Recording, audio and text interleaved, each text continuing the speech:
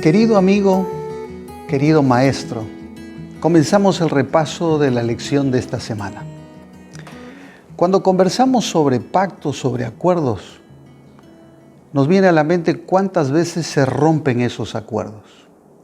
Hace unos días atrás, Rocío me llama por teléfono y me dice: pastor, no aguanto más, quiero separarme.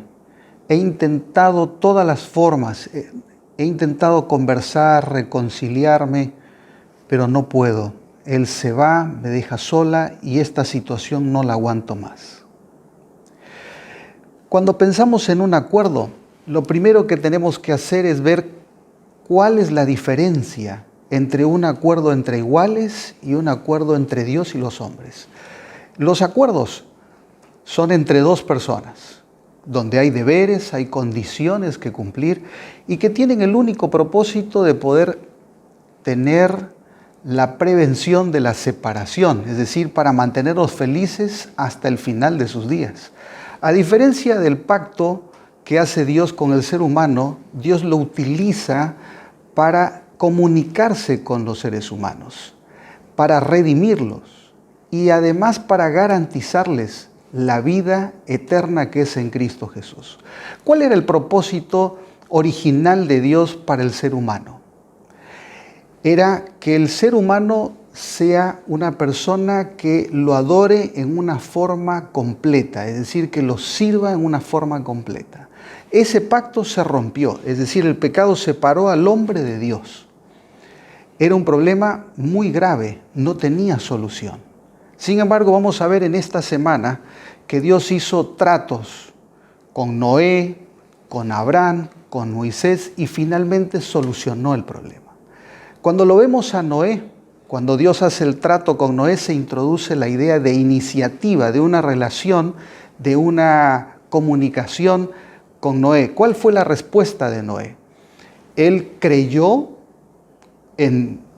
justamente en la promesa y además de eso en Génesis el capítulo 6, el versículo 18 dice: y estableceré mi pacto contigo, es decir, confirmaré lo que ya he prometido. En Génesis el capítulo 3, el versículo 15. La respuesta entonces de Noé, ¿cuál fue? Él creyó y construyó el arca y a través de su ejemplo salvó a su familia y Dios lo salvó a él.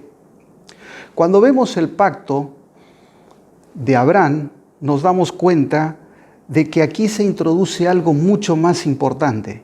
Se presenta a Abraham como un padre, con una genealogía, padre de Ismael y de Isaac, además que él hace un trato, una alianza con Dios, y es el depositario de todas las promesas divinas sobre la descendencia, sobre la bendición de las naciones, sobre la tierra prometida.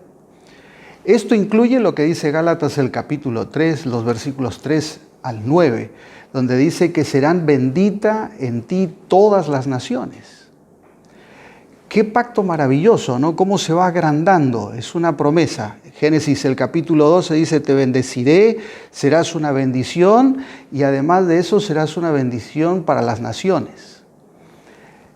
Es aquí donde entendemos que el pacto con Abraham, cuando llega ese momento, cuando Abraham observa y mira al corderito, es como es que él se siente con una felicidad tremenda, porque allí se introduce el sacrificio y la sustitución.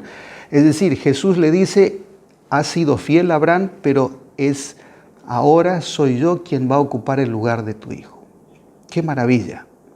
Aquí nos damos cuenta de que Abraham fue un hombre que obedeció y su obediencia fue premiada.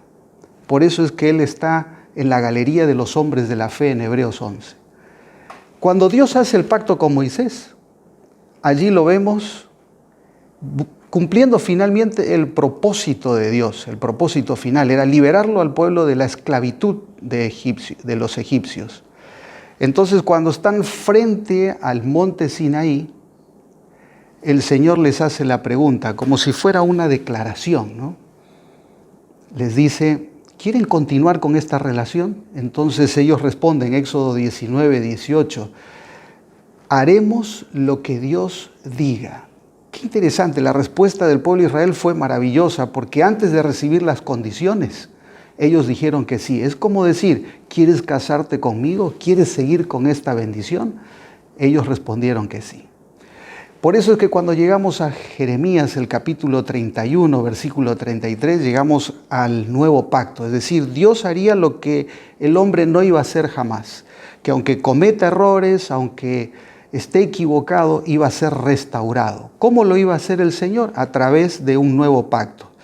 ¿Cómo iba a ser ese nuevo pacto? Dice, pondré mis leyes en tu mente y en tu corazón. Es decir, iba a ser un trabajo interno. Adentro del ser humano iba a haber transformación, iba a ser un cambio de corazón. Esto iba a hacer que la nación y el pueblo termine siendo el mejor tesoro para Dios. Por eso, quiero decirte, mi querido amigo, que sigamos orando por nuestros amigos para ser una bendición para ellos. Que el Señor te acompañe.